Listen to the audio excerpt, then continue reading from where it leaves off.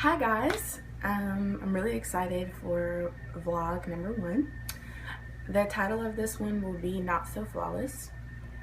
The idea for this video actually came to me while I was sitting in math class not paying attention, and I actually scribbled down some notes here, so I'll just follow this. But basically I just wanted to talk about some things that make girls feel not so flawless. I mean, when the song comes on, don't get me wrong, we are just the most flawless things walking the earth.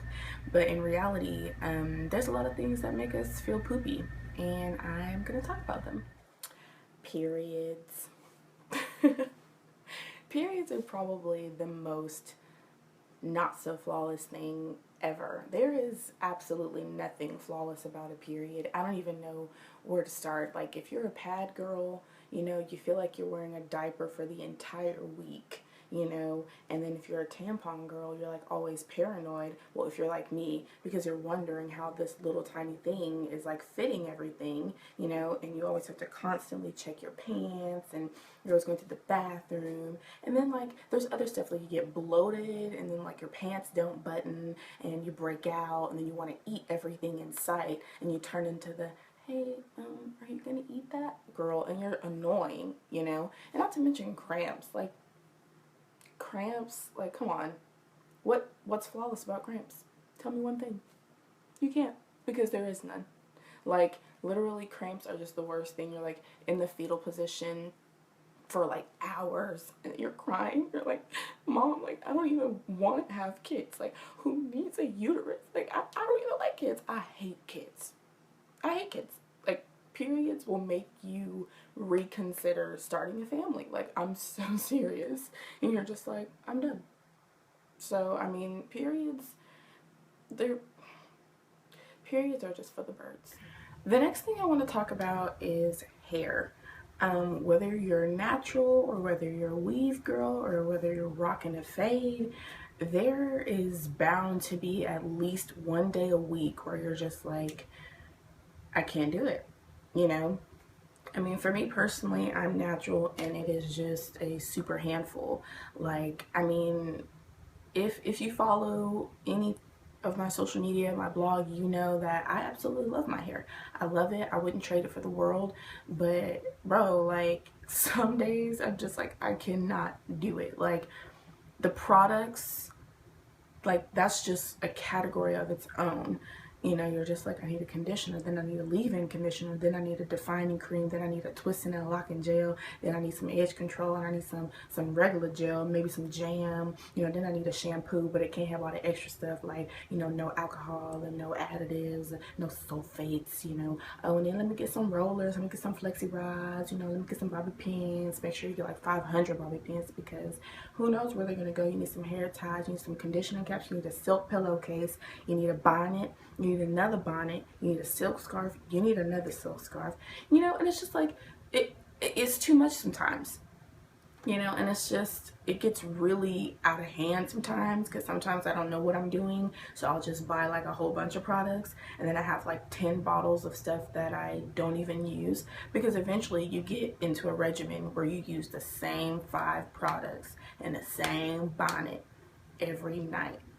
So you're stuck with a whole bunch of stuff that you bought because you didn't know what you were doing, and now you're angry because you spent money on stuff that you didn't need, but you thought you needed it, and then and then there's the weave girls. I'm a weave girl occasionally, when I'm not poor, so like very occasionally. That is a whole different struggle. Like, first of all, making sure you can afford some good bundles, like, you gotta save. Like, you really gotta like get your pennies together if you're gonna get some good bundles, and then like, if you're a leave out girl, that is a struggle. And trust me, I see the struggle every single day, on campus, at the store, at Wendy's. Like, I see struggling leave out every single day. And if you're not gonna make sure that your leave out is the same texture of of your weave, then maybe you should consider a closure. You know, it's gonna cost you a few extra dollars, sure, but it's worth looking like, it's worth looking decent, okay? So, you know, I would most definitely recommend a closure for most of the females that I encounter on a daily basis. And also another thing with weave is knowing when it's time to take it out, because there is nothing flawless about an old weave, you know? And sometimes you're in that struggle where you're like, you know I need to take my weave out, but I'm not ready to deal with my real hair, so I'm gonna see if I can stretch it a couple more weeks.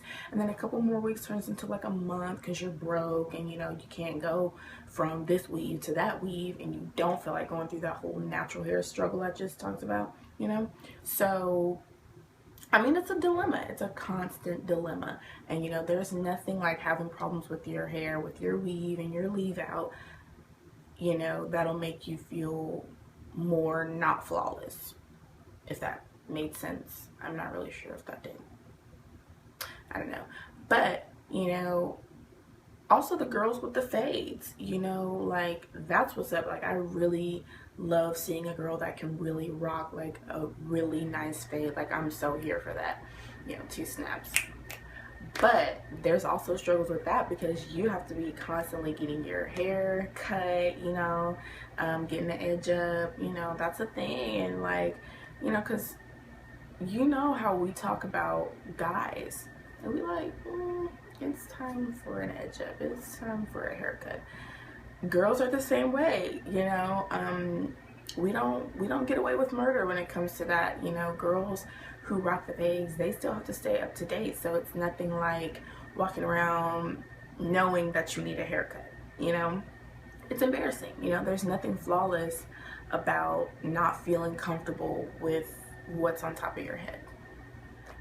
Another thing that definitely factors into the many things that make me feel not so flawless, especially on a daily basis, would definitely be social media.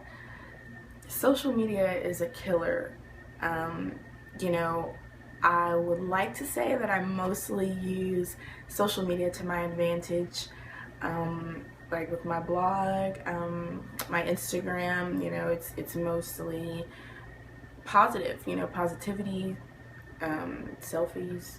I deleted my Twitter a long time ago because that was getting out of hand for me. Snapchat, I love Snapchat. But all of these different social media branches definitely have their levels of messiness that contribute to, you know, a girl's confidence. First, I'll talk about Instagram. Like, come on, Instagram is so, it's just, Instagram is like a bully that just beats your confidence up every day, you know? For me, my problems with Instagram is comparing. You know, I don't feel like I'm ugly until I get on Instagram. And then I'm like, am I ugly? You know, because you're looking at other girls, you're looking at celebrities, and you don't take into account the filters that they use, the editing that they did, the makeup that they have on. You don't take any of that into account at face value. You're just like, she's beautiful, and at this point in time, I don't feel that way about myself. Also, I use Instagram to lurk. I'm a lurking queen. I can find anything. I can find your dad's sister's first cousin's mom's Instagram like in 2 minutes. It's nothing, you know, and that's bad. That is bad because I will lurk and I will find something that I didn't really want to find, and I will just be in a crappy mood, you know, because I use social media to get information that was going to make me upset in the end, you know. And then there's Twitter. Twitter is just awful. Like, Twitter is full of just messiness and arguments and foul language in pictures and all of that. It's just, there's nothing flawless about that, you know. I will not say that Twitter is bad. It's not. I was a Twitter queen for a very long time. I use Twitter to promote my blog. It's great, you know. It's definitely a great interaction tool. But I would just say that now it's kind of out of hand, and I just was like, I don't want to do this anymore. But Twitter is kind of the same with the comparisons, as I said about Instagram. It's kind of the same. You see a lot of things on Twitter and you're just like, wow, you know, you see people making money off of Twitter, making money off of Instagram, and you're just like, can I make a few dollars? And then you start considering what exactly you would do to get to the point where you could be making money off of these social media sites. I've seen it, you know. And it was Snapchat. Snapchat is sneaky. You look at people's stories and you be like, oh, so you was with someone, okay. Or you look at people's best friends and you're like, oh, okay. You know what I mean? Like, it's so childish, but I love it. Like, I can't even lie, I love Snapchat. Like, I really do.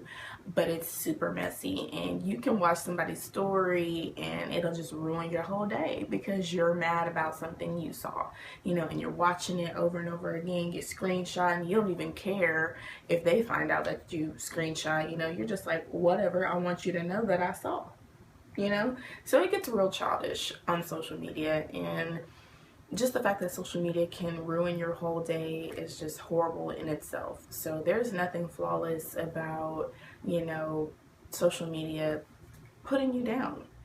The last thing I want to talk about, and that I also feel is the most important thing that makes girls feel not so flawless, would definitely be young men. Like, young men are such a huge part of why girls have such a hard time being themselves. They feel that there's someone out there to impress, you know, and it's ridiculous.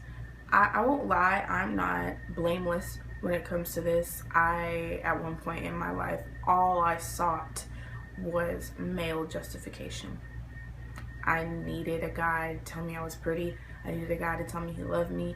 I needed a guy to want me, for me to want me. You know what I mean? And that's so backwards. You know, saying it out loud, it sounds crazy, but it's happening, and it's happening a lot. You know, I wrote down in my notes, are we really as independent as we think we are, as we claim we are? Do we really not need a man? And the answer to that is no, we don't need a man to survive. You know, we get by every day without needing a man, you know, but we think we do, and it really dictates how we live, how we look, how we talk, how we walk, you know, the clothes we buy. Like, young men dictate everything, you know, how they're gonna feel about us, how they're gonna talk about us, how they're gonna look at us. And what it all boils down to is a lack of self-love, and that's why we give the control of our feelings to somebody else, you know. And I just think that it's so horrible, and like I said, I'm still working on it, you know, still working on that. But we are independent, we are individual, you know. All we need is Jesus and to love ourselves. That's all we need, because everything after that is effortless. So young men, they're not the boss of us, we're the boss of us. And being your own boss is flawless.